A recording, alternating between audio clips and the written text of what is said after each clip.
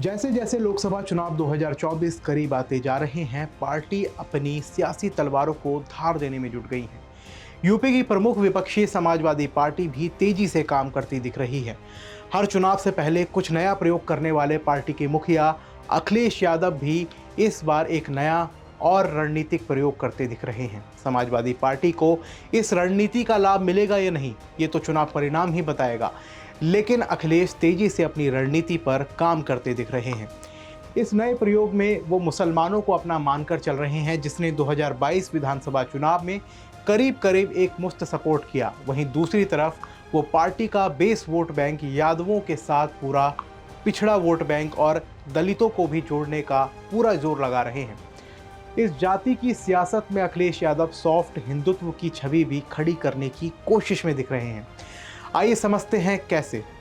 नमस्कार, मैं हूं आपके साथ शुभम गुप्ता और आप देखना शुरू कर चुके हैं जनहित टाइम्स का खास कार्यक्रम बात जनहित की। पिछले कुछ दिनों की प्रमुख घटनाओं पर नजर डालें तो समाजवादी पार्टी की स्थिति स्पष्ट होने में मदद मिलेगी। शुरुआत स्वामी प्रसाद मौर्य के रामचरितमानस पर दिए गए बयान से। पहले ये बयान बिहार के मंत्री की तरफ से आया, बाद में स्वामी प्रसाद मौर्य ने इसे आगे बढ़ा दिया। स्वामी का बयान आया तो शुरू में ऐसा लगा कि सपा शायद इसके लिए तैयार नहीं थी। फौरन पार्टी की तरफ से इस बयान से किराना करने की कोशिश हुई, लेकिन बाद में अखिलेश यादव का शूद्र वाला बयान आया, जिसके बाद साफ हो गया कि ये पार्टी की सोची समझी रणनीति का हिस्सा है।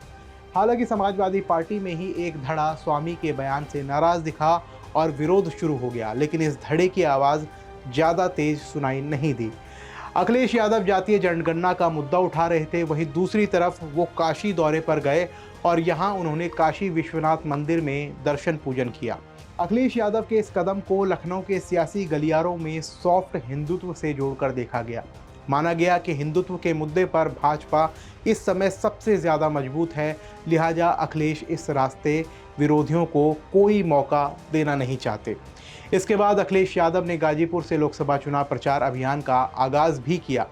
आपको बता दें कि यूपी विधानसभा चुनाव 2022 में गाजीपुर जिले की सभी सीटों पर समाजवादी पार्टी गठबंधन ने कब्जा जमाया है। हालांकि यहाँ की 2 सीटें सुभाषपा ने भी जीती थी, जो अब सपा के साथ नहीं है। बहरहाल गाजीपुर से अखिलेश ने चुनाव अभियान का आगाज करते हुए संदेश देने की कोशिश की कि पूर्वांचल में वो अपनी पूरी ताकत झोंकेंगे। आपको बता दें कि पिछले लोकसभा चुनाव 2019 में अखिलेश की सपा ने बसपा के साथ गठबंधन किया था और सिर्फ 5 सीटें ही जीत सकी थी। उसमें से भी आजमगढ़ और रामपुर की सीट सपा गंवा चुकी है। बहरहाल इस बीच लखनऊ के ताज होटल में सपा नेता स्वामी प्रसाद मौर्य और अयोध्या के हनुमानगढ़ी के महंत राजू दास के बीच हाथापाई सामने आ गई। मामले में दोनों पक्षों की तरफ से आरोप प्रत्यारोप का दौर शुरू हो गया, लेकिन अखिलेश यादव या समाजवादी पार्टी की तरफ से इस मुद्दे पर सीधे सीधे कुछ भी नहीं कहा गया। साफ लगा कि अखिलेश यादव स्वामी के साथ तो हैं, लेकिन पार्टी और खुद किसी विवाद में पड़ने से बच रहे हैं। अब इसी क्रम में अखिलेश यादव के 2 और एक्शन चर्चा में आ गए। दरअसल समाजवादी पार्टी ने अपनी 2 प्रमुख स्वर्ण महिला नेताओं रोली तिवारी मिश्रा और ऋचा सिंह को समाजवादी पार्टी से निष्कासित कर दिया। खास बात ये थी कि ये दोनों ही नेता स्वामी प्रसाद मौर्य के बयानों का विरोध कर रही थी। इन दोनों ही नेताओं ने सपा पर आरोप लगाया कि बिना उनसे कोई जवाब मांगे एक तरफा कार्रवाई कर दी गई।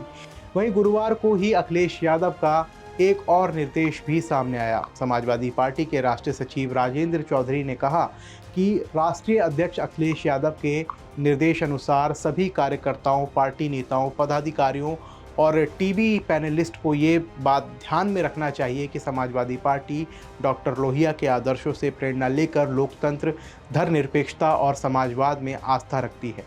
समाजवादी पार्टी का उद्देश्य जन सामान्य को प्रभावित करने वाले मुद्दों पर पार्टी की नीति और कार्यक्रम को जन जन तक पहुंचाना है। सत्तारूढ़ दल लगातार बुनियादी मुद्दों से भटकाने का काम करता है। हमें उनके बहकावे में नहीं आना है, इसलिए सभी को सांप्रदायिक मुद्दों पर बहस से परहेज करना चाहिए। हमें राजनीतिक चर्चा और बुनियादी सवालों पर ही अपना पूरा ध्यान रखना है। धार्मिक मुद्दा संवेदनशील मुद्दा है, हमें अनायास उससे संबंधित बहसों में नहीं उलझना चाहिए। ये घटनाक्रम साफ इशारा कर रहे हैं कि अखिलेश यादव जाति की राजनीति करना चाहते हैं। यादवों के साथ पिछड़ी जातियों और दलितों को भी साथ लाना चाहते हैं, लेकिन अपना हाथ जलाना नहीं चाहते। वो खुद को अश्वत्थामा भी दिखाकर बीजेपी की हिंदुत्व पिच के बगल में खड़े होकर सॉफ्ट पिच पर खेल को सजाना चाहते हैं। आंकड़ों के अनुसार यूपी में ओबीसी वोट बैंक के साथ दलितों, मुस्लिमों को जोड़ दे तो सीधे सीधे आंकड़ा 80% तक पहुंच जाता है। जाहिर है समाजवादी पार्टी को अपनी अपर कास्ट महिला नेताओं रोली तिवारी मिश्रा और ऋचा सिंह को बाहर का रास्ता दिखाने में कोई झिझक नहीं हुई। आप क्या कुछ सोचते हैं पूरे मामले को लेकर के हमें कमेंट बॉक्स में ज़रूर लिखें। साथ ही मिलते हैं अगली वीडियो में, तब तक के लिए दीजिए इजाज़त। जय हिंद।